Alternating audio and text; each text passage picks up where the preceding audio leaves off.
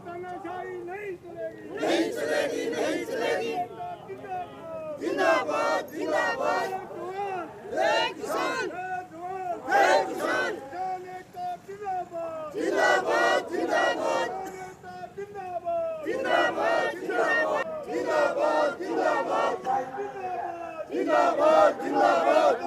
किसानों का भाईचारा जिंदाबाद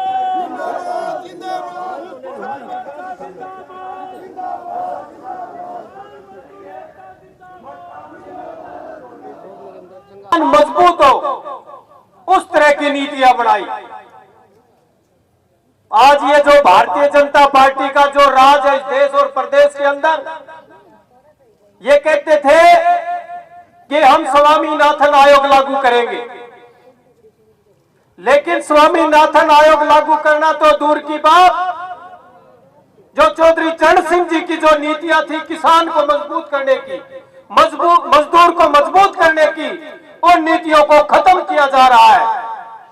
और उसी तरह से आज देश का जो अन्नदाता है वो दर दर की ठोकरें खा रहा है। और ये बीजेपी के कहते हैं हमारे साथ में आज उन्होंने अन्नदाता का जो न बहन बेटियों की इज्जत करता है न किसान मजदूर की इज्जत करता है। तो मेरा तो आप लोगों से ये कहना है कि इस तरह की सरकार को हम लोगों ने एक होकर के चलता करना है और किसान और मजदूर की सरकार लाना है। जिस तरह से हमारे 750 से ज्यादा किसान शहीद हुए इस आंदोलन को कामयाब करने के लिए, मैं एक बात और कहना चाहता हूं कि आज देश के अंदर एक चर्चा चली हुई है कि देश के उपराष्ट्रपति जगदीप धनखड़ का अपमान हुआ है। मैं आप उनको चेताना चाहता हूं, क्या इस देश के अंदर 750 से ज्यादा किसान शहीद हुए, हमारी बहन बेटियों के साथ अत्याचार किए, क्या वह किसान और जाट की बेटियां नहीं थी? क्या शर्म आनी चाहिए ऐसे लोगों को। और आप लोगों ने एक जो सरकार है उस सरकार को बाहर करना है, हाथ उठा करके ये विश्वास दिलाए कि जब तक ये सरकार केंद्र और स्टेट की बाहर नहीं होगी तब तक हम आराम से नहीं बैठेंगे। जय जवान जय किसान। नमस्कार साथियों। 32.1% जो 50% में बच्चे कम वजन के हैं, 19.3% कमजोर और 35.5% पौने हैं, छोटे रह जाते हैं कुपोषण की वजह से। 15 से 49 आयु वर्ग की 50% महिलाओं में खून की कमी है। हमारी जो मातृशक्ति बैठी है उसमें जो है खून की कमी है, एनीमिया है। अगले 5 वर्षों तक 81 करोड़ लोगों को जो मोदी साहब कह रहे हैं, जो 57% आबादी को 5 किलोग्राम अनाज मुफ्त मिलेगा। हमारा मनरेगा में बजट घटा दिया है और मनरेगा के मजदूरों को वहां ले जा रहा है झूठ बोल के। और हम ये कहना चाहते हैं, इसका मतलब ये है कि ये जो 57% आबादी हमारी गरीबी रेखा से नीचे है, जिसको 5 किलो अनाज मिल रहा है। देश में बड़े पैमाने पर कुपोषण और भूखमरी है। State of working India report 2023 और आवधिक श्रम बल सर्वेक्षण के अनुसार 2017-18 और 2022-23 के बीच 3 प्रकार के श्रमिकों की मासिक आय स्थिर आमदनी नहीं बढ़ी उनकी। मात्र 16% आबादी को आंकना बिल्कुल गलत है, आंकड़ों से खिलवाड़ की जा रही है। अब युवा के साथ क्या हो रहा है? आधा भारत 28 वर्ष औसत आयु से कम है। PLAF एक संस्था है, PLFS, जुलाई 22-जून 23 के अनुसार 15 से 29 वर्ष की आयु के लोगों की बेरोजगारी 10% है। ग्रामीण 8.3%, शहरी 13.8। State of working India report 2023 के अनुसार 25 वर्ष से कम आयु के जो ग्रेजुएट हैं उनमें बेरोजगारी की दर 42.3% है। 30 से 34 वर्ष जो ग्रेजुएट हैं उनमें बेरोजगारी की दर 9.8%, क्योंकि वो बड़े हो गए, रोजगार नहीं मिला। परिणाम अपराध, हिंसा, नशे में बढ़ोतरी और ये सब बीमारियां बढ़ रही हैं। प्रधानमंत्री 2 करोड़ की बात करते थे, आज 10 साल हो गए 20 करोड़ लोगों को रोजगार मिलता, झूठ बोल के लोगों से ठगी की है। मार्च 2022 में संसद में बताया था कि सरकारी महकमों में ये 31 31 मार्च 2022 की लोकसभा की फिगर है। महकमों में 9,64,359 पद खाली थे। बेरोजगारी एक ज्वालामुखी बन चुकी है, कभी भी विस्फोट हो सकता है। अब महिलाओं के साथ क्या हो रहा है? आबादी का आधा हिस्सा, फिर सत्ता, कम शिक्षा, कम संपत्ति, उच्च बेरोजगारी, लैंगिक भेदभाव, महिलाओं के खिलाफ अपराध मुख्य हैं। NSRB रिपोर्ट, जो क्राइम ब्यूरो की रिपोर्ट है, दिसंबर 2023 के अनुसार 2021 की तुलना में 2022 में महिलाओं के विरुद्ध अपराध के मामलों में 4% बढ़ोतरी हुई है और 2022 में महिलाओं के खिलाफ 4,45,000 अपराध दर्ज किए गए हैं।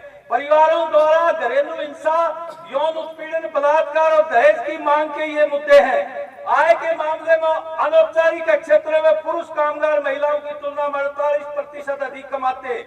नियमित वेतन वाले पुरुष महिलाओं की तुलना में 24% अधिक कमाते हैं। महिलाओं में आबादी का श्रमिक अनुपात 21.9% है, पुरुषों में 69.4% है। शहरी महिलाओं की श्रम बल में भागीदारी 24%, जबकि पुरुषों की 73.8% है। विश्व बैंक के अनुसार 2004 और 5 से 2011-12 के बीच 1,96,00,000 महिलाओं ने काम छोड़ दिया, काम नहीं मिला उनको। किसान की हालत क्या है? NCRB के अनुसार 2014 और 22 में आत्महत्या करने वाले किसानों की संख्या अधिक रही है। इसमें कृषि मजदूरों की संख्या जोड़ दी जाए तो 2020 में 10,600 आत्महत्याएं की है, 2021 में 10,881 और 2022 में 11,290 रही है। हर साल किसान कड़ी मेहनत करके गेहूं चावल की रिकॉर्ड पैदावार करता है, रिकॉर्ड समर में नहीं आता इनको। केंद्रीय पूल में भंडार भरा है और उसके बाद भी किसान गरीब है। भाजपा की गलत नीतियों से किसानों को लाभकारी दाम नहीं मिलता और प्राकृतिक आपदा ने उसकी कमर तोड़ के रख दी है। खेती की लागत बढ़ गई है, आए दिन महंगी खाद, बीज, डीजल, दवाइयों ने किसान को कर्ज के दलदल में फंसा दिया है। इसलिए युवा, गरीब, महिलाओं व किसानों को कॉर्पोरेट की नीतियों ने बर्बाद करके रख दिया है। हिंदुस्तान में मोदी सरकार की सांप्रदायिक ताकतें हमारे भाईचारे को तोड़कर देश की धर्मनिरपेक्ष लोकतांत्रिक गणराज्य, उसके संविधान को चुनौती पेश कर रही है। देश में फांसीवाद और तानाशाही स्थापित की जा रही है। इसलिए हमें हमारे महान और स्वतंत्रता सेनानी चौधरी चरण सिंह के जन्मदिन पर उनके सपनों का भारत बनाने वास्ते कॉर्पोरेट और सांप्रदायिक गठजोड़ तथा उसके दलालों को आगामी लोकसभा में एकता बनाकर धूल चटानी है किसान साथियों। और यही चौधरी चरण सिंह के प्रति सच्ची श्रद्धांजलि होगी तथा आज की महापंचायत का उद्देश्य है। मैंने ये प्रस्ताव आपके बीच में रखा है, आप स्वीकृति प्रदान करके इसको पास करें। बहुत बहुत धन्यवाद, बहुत बहुत शुक्रिया। शुद्ध किसान मोर्चा और खापे जिंदाबाद, हमारी एकता जिंदाबाद। धन्यवाद साथियों। आदरणीय अध्यक्ष मंडल, इस पंचायत की अध्यक्षता कर रहे आदरणीय बुजुर्गों, माता और बहनों और जो अखबार से हमारे साथी आए हैं, साथियों, मेरे से पहले सभी वक्ताओं ने सारी बात करी। मैं 1 मिनट में एक बात कहना चाहता हूं कि जो लोकसभा चुनाव आ रहा है और उसके बाद विधानसभा चुनाव आ रहा है, इसमें अपना मतभेद भुला दो और टारगेट रखो कि अगर ये टारगेट से चूक गए, क्योंकि कितनी पंचायत कर लो, कुछ भी कर लो, क्योंकि ताकत चुने प्रतिनिधियों में बाई चांस ये धर्म के नाम पर, जात के नाम पर हमें बांट के अगर दोबारा चुन गए तो इससे भी खतरनाक कानून आएंगे जिनका हम मुकाबला करते करते बूढ़े हो जाएंगे। इसलिए सबसे पहले यह है कि चुनाव उनका मुकाबला करो। दूसरी बात बताता हूं कि जिस प्रकार से खिलाड़ियों ने विरोध किया, सरकार को झुकाया, किसानों ने विरोध किया, प्रधानमंत्री को झुकाया, इसलिए वोट से विरोध कर दो, ये आपके घुटनों में आ जाएगी, माफी पूरी हो जाएगी। बहुत बहुत धन्यवाद, नमस्कार करता हूं। और आज के हमारे अध्यक्ष मंडल और सम्मानित किसान साथियों, ये सरकार क्या कर रही है? चौधरी चरण सिंह और चौधरी छोटू राम का स्कूलों की किताबों में जो चैप्टर थे उनको तो हटा रही है और ऊपर तक ढोंग कर रही है उनकी जयंती मनाने का। उनके स्कूली किताबों से चैप्टर हटा रही है। इनका देख लो, ऊपर तो आप इन्हें विरोध कर दिया तो चरण सिंह याद आ गया, नहीं याद नहीं करने वाले थे, चैप्टरों से ही नाम हटा रहे थे। तो चौधरी चरण सिंह ने हमारे ग्रामीण भारत के लिए 4 काम किए थे कुर्सी पर बैठते ही, ट्रैक्टर, साइकिल और रेडियो और ओका तमाकू, ये चारों टैक्स चौधरी चरण सिंह ने हटाए थे। किसी वक्ता ने आपको बताया नहीं। सबसे बड़ी हमारी ग्रामीण भारत की मांग थी तो चौधरी चरण सिंह असली ग्रामीण भारत था, चौधरी छोटूराम असली ग्रामीण भारत था। इनके जो चारों चीज थी, इनका हमारे हरियाणा में दूसरे तरीके से प्रचार किया गया कि ये उन्होंने किया, ये चौधरी चरण सिंह ने किया था ये काम, ये चारों चीज हटाने का। तो मैं ज्यादा न बोलते हुए 2 नारे लगवाऊंगा, आप ध्यान करके लगाना। तानाशाही नहीं चलेगी, किसान मजदूर एकता जिंदाबाद।